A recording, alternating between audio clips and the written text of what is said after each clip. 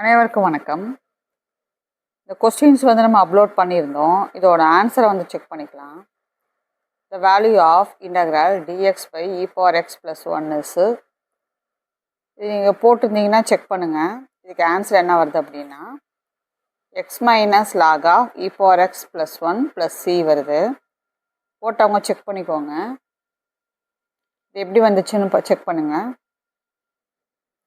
இங்கே ஆன்சர் போட்டிருக்கேன் பாருங்கள். அதாவது வந்து இதில் என்ன பண்ணிக்கலாம்னா 1/ன்னு இருந்தது இல்லைங்களா, அதில் வந்து நம்ம இ பவர் எக்ஸ் ஆட் பண்ணி இ பவர் எக்ஸை மைனஸ் பண்ணிக்கலாம். தனித்தனியாக ஸ்ப்ளிட் பண்ணிங்கன்னா இது ரெண்டு கேன்சல் ஆயிரும். இது வந்து கேன்சல் ஆகலாம், அப்படியே இருக்குது. இப்போ இன்டெக்ரல் டிஎக்ஸ் வந்து எக்ஸ் போடுவீங்க. இப்போ எக்ஸ் மைனஸ் இந்த டினாமினேட்டரில் டிஃப்ரென்ஷியேட் பண்ணால் நியூமரேட்டர் வந்ததுன்னா நம்ம லாக் போட்டு எழுதுவோம் இல்லையா, ஸோ அதை வச்சு எழுதியிருக்கோம். இப்போ log of E power X plus one plus C. So இதுதான் X minus log of e power x plus 1 plus c. So first one option வந்து c. c வருதான் check பண்ணிக்கோங்க. Second one, given that integral 0 to infinity x square dx by x square plus a square, x square plus b square, x square plus c square equal to pi by 2 of a plus b, b plus c, c plus a na, then the value of integral 0 to infinity dx by x square plus 4 plus into x square plus 9 isன்னு கேட்டிருக்காங்க. இதுக்கு answer வந்து by by 60 எனக்கு வருது. நீங்கள் வேணால் check பண்ணுங்கள். நம்ம எப்படி போட்டிருக்கோம் அப்படின்னா a square equal to 4 b square equal to 9, c square equal to 0. அப்போ a வந்து 2 ஆயிடுச்சு, b வந்து 3 ஆயிடுச்சு. இப்போ integral 0 to infinity dx by x square plus 4 x square plus 9 equal to pi by substitute பண்ணுங்கள். 2 into 2 plus 3, 3 plus 0, 0 plus 2. இதுலேருந்து கொண்டு வந்துருக்கோம். இப்போ a ஸ்கொயர் இருக்கிறதுல 4 இருக்குது, b ஸ்கொயர் இருக்கிறதுல 9 இருக்குது. இந்த c square x square plus c square டேர்மே இல்லைனால 0 வச்சுக்கும். c வந்து 0 வச்சு அந்த மாதிரி யூஸ் பண்ணி ஏபிசி கண்டுபிடிச்சி இதில் சப்ஸ்டியூட் பண்ணோம். அவ்வளோதான், வேறு எதுவுமே நம்ம எக்ஸ்ட்ரா பண்ணலை. தெரியாதவங்க அதை பார்த்துக்குங்க. இப்போ பாருங்கள். So by by 2 into 2 plus 3, 3 plus 0, 0 plus 2. So இதெல்லாம் கால்குலேட் பண்ணிங்கன்னா என்ன வருதுன்னா பை பை 60 வருது. நான் இந்த மெத்தடில் போட்டிருக்கேன். உங்களுக்கு வேறு ஏதாவது மெத்தடை யூஸ் பண்ண முடிஞ்சா யூஸ் பண்ணிக்கோங்க. ஆன்சரை செக் பண்ணிக்கோங்க. பை பை 60 பார்த்துக்கோங்க.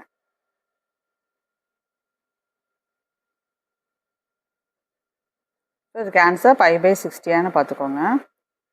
Next third one, integral E power X of pi of X plus pi dash of X dx is equal to.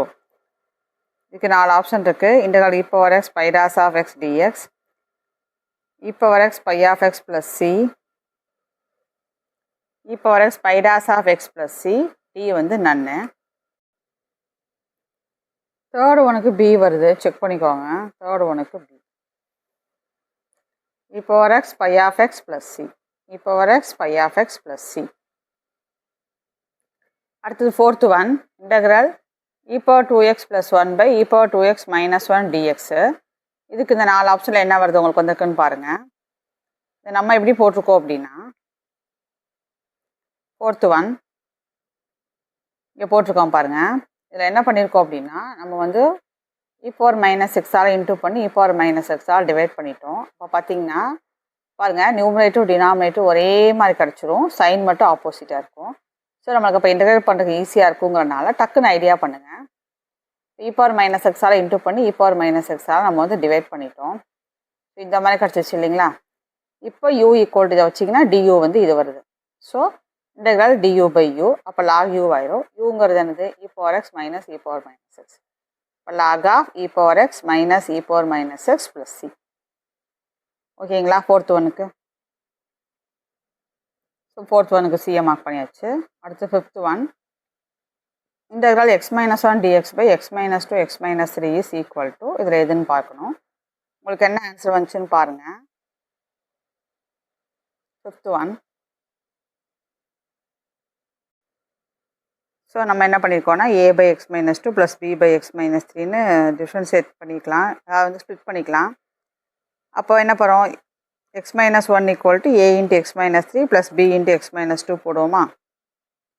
இப்போ எக்ஸ் ஈக்குவல் டு 2 போட்டால் தான் எடுத்தால் தான் இது நம்ம 0 ஆகும். அதனால் எக்ஸ் ஈக்குவல் 2 எடுத்துட்டேன். அப்போ இது 0 ஆயிரும். இங்கே என்ன வரும், 2 மைனஸ் 3 மைனஸ் 1 வரும். இங்கே வந்து 2 மைனஸ் 1 1 ஆயிரும். இப்போ ஏக்கு மைனஸ் 1, அடுத்து நம்ம x = 3 எடுப்போம். ஏன்னா அப்போ தான் இதை 0 ஆக்க முடியும். அதுக்கப்புறம் இங்கே பார்த்தீங்கன்னா 2 வரும், இங்கே பார்த்தீங்கன்னா 1 வருமா. இப்போ 2 = 1b.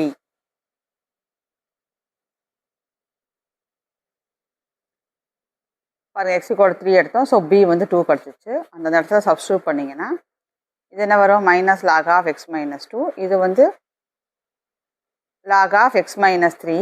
ஏன்னா 1/xனா log x போடுவோம், அந்த ஃபார்மேட்டில் எழுதிக்கிறோம். அடுத்து இது வந்து பவர் மேலே போயிடும், இதுக்கும் பவர் மேலே போச்சுன்னா 1/ன்னு போடுவோம்.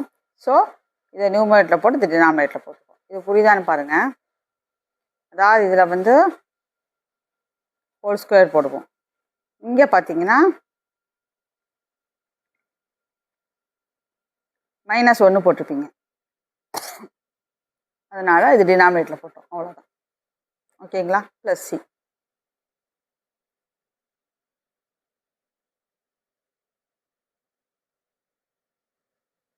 ஸோ 5th ஒனுக்கு ஆப்ஷன் ஏ டிக் பண்ணிக்கோங்க. அடுத்தது 6th ஒன். அதாவது நம்ம தியரி படிக்கிறத விட வந்து சம்ஸ் ப்ராக்டிஸ் பண்ணுறது தான் வந்து நம்மளுக்கு வந்து எக்ஸாமில் ஒரு ஸ்பீடை கொடுக்கும். நிறையா சம்ஸ் போட்டு பாருங்கள். 6th ஒன் பார்த்தீங்கன்னா, அதாவது வந்து இப்போது டெட்டு ரிசல்ட்டு பார்த்தீங்கன்னா 5% வந்து ரெடியூஸ் பண்ணி அரசாணை வந்துருச்சு இல்லைங்களா. ஸோ இதில் வந்து ஒரு விதத்தில் ஹாப்பி, இன்னொரு விதத்தில் வந்து கொஞ்சம் வந்து பார்த்திங்கன்னா பாஸ் பர்சன்டேஜ் வந்து அதிகமாகி வெளியே வரும்போது போட்டிகள் வந்து கண்டிப்பாக வந்து அதிகமாகும். அப்போ அந்த ஒரு சீட்டுக்கு போட்டி போடுறவங்க எண்ணிக்கையை வந்து கண்டிப்பாக வந்து இன்க்ரீஸ் ஆகத்தான் செய்யும். ஸோ நீங்கள் வந்து இன்னும் கொஞ்சம் நல்லா கான்ஃபிடென்ட்டோடு வந்து இன்னும் கொஞ்சம் ஸ்பீடாக படித்து கொஞ்சம் கட் ஆஃப் வந்து நீங்கள் ஜாஸ்தியாகிறமா வச்சிட்டிங்கன்னா தான் உங்களுக்கு வந்து பிரச்சனை இல்லாமல் இருக்கும்.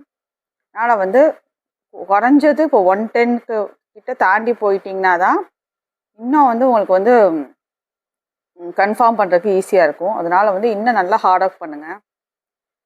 6th ஒன் பாருங்கள், இன்டெக்ரல் 1 - x e⁻x/x² dx. இது உங்களுக்கு என்ன ஆன்சர் வந்துச்சுன்னு பாருங்கள். நம்ம எப்படி பண்ணியிருக்கோம் அப்படின்னா, இங்கே போட்டிருக்கேன் பாருங்கள். 6th ஒனுக்கு ஆன்சர் என்ன பண்ணியிருக்கோன்னா, e⁻x தூக்கி வெளியே போட்டு, அதாவது வந்து இது எப்படி பண்ணியிருக்கோன்னா ஸ்ப்ளிட் பண்ணிட்டோம். சரிங்களா, ஸ்ப்ளிட் பண்ணிட்டோம். அதுக்கப்புறம் பார்த்தீங்கன்னா இப்போ என்ன வந்துருச்சு, 1/x² இல்லை ஒரு எக்ஸ் கேன்சல் ஆகிடுச்சு dx. நீங்கள் இதை இன்டெகிரேட் பண்ணி பாருங்கள். இதுக்கு எனக்கு ஆன்சர் என்ன வந்துச்சுன்னா -e⁻x/x + c வருது. உங்களுக்கு வருதா நீங்கள் செக் பண்ணி பாருங்கள். -e⁻x/x + c 6th ஒனுக்கு. ஸோ 6th ஒனுக்கு வந்து ஆன்சர் பி.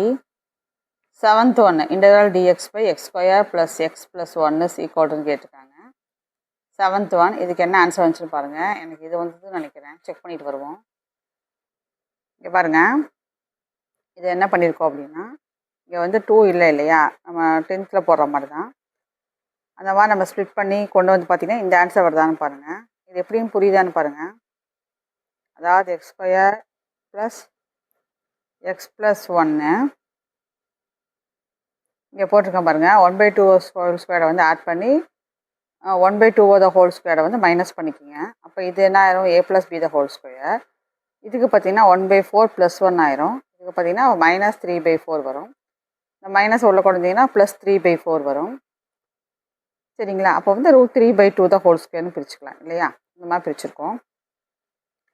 இப்போ இது என்ன ஃபார்மேட் ஆகிடுச்சு, இன்டெக்ரல் dx/x² + a² ஃபார்மேட் வந்துடுச்சு. இதுக்கு ஃபார்முலா என்ன, 1/a tan 1x/a. Integration of dx/x² + a²னா 1/a tan 1x/a. ஸோ இது a tan 1x/a, அவ்வளோதான். ஸோ இது சிம்பிளிஃபை பண்ணிங்கன்னா ஆன்சர் கிடச்சிரும். இதைத்தான் எல்சிஎம் எடுத்திருக்கோம். அதுக்கு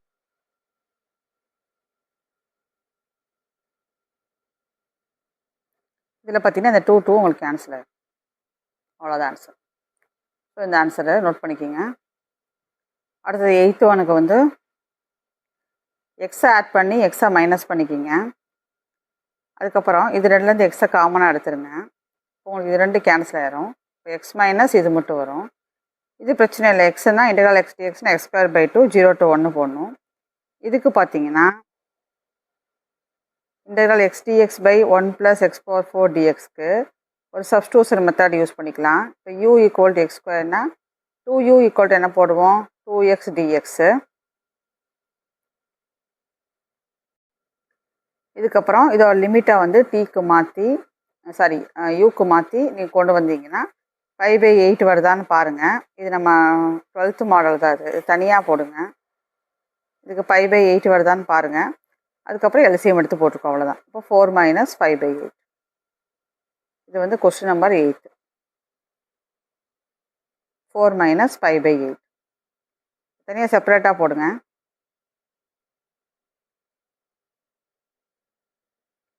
யூஓ வந்து எக்ஸ் ஸ்கொயர்னு வைங்க, டிஓ வந்து அப்போ 2x dx ஆகிடும். ஜஸ்ட்டு சப்ஸ்டியூட் பண்ணுங்கள். ஸோ 8th ஒனுக்கு வந்து 4 - 5/8 வருது, செக் பண்ணிக்கோங்க. அடுத்தது 9th ஒன்று நம்ம என்ன பண்ணியிருக்கோம் அப்படின்னா ஸ்ப்ளிட் பண்ணியிருக்கோம். இது எப்படி ஸ்ப்ளிட் பண்ணியிருக்கோன்னு பாருங்கள். இந்த -7 இருக்கு இல்லையா, இதை வந்து -9x + 2x அப்படி பிரிச்சுருக்கோம். அப்போ அதனால தான் இப்படி போட்டிருக்கோம். x - 3 ப்ளஸ் பேலன்ஸ் உள்ள 2x + 6/x² + 3x. இப்போ டேலி பண்ணிங்கன்னா இது கரெக்டாக வந்துடும்.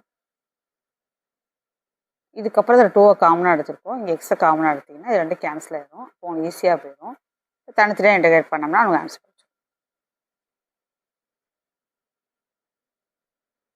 ஸோ 9th ஒனுக்கு x²/2 - 3x + 2 log x + c.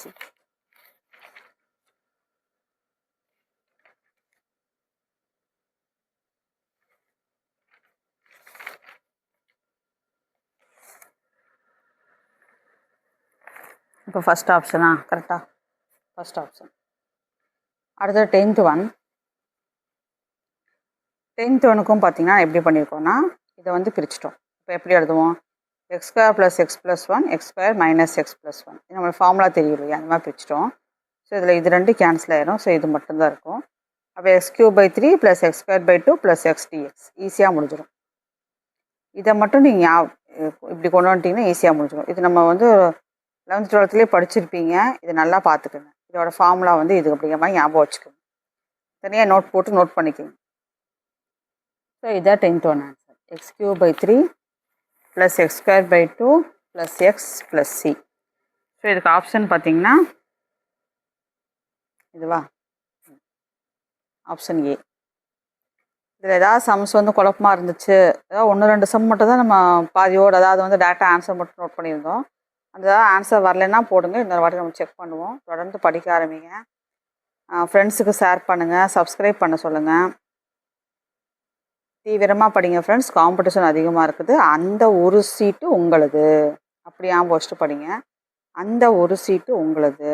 நீங்கள் போடுற எஃபோர்ட்டுக்கு கண்டிப்பாக பலன் இருக்குது அப்படி நம்பிட்டு படிங்க. வெற்றி நிச்சயம், வெற்றி உங்கள் கையில். நன்றி, வணக்கம்.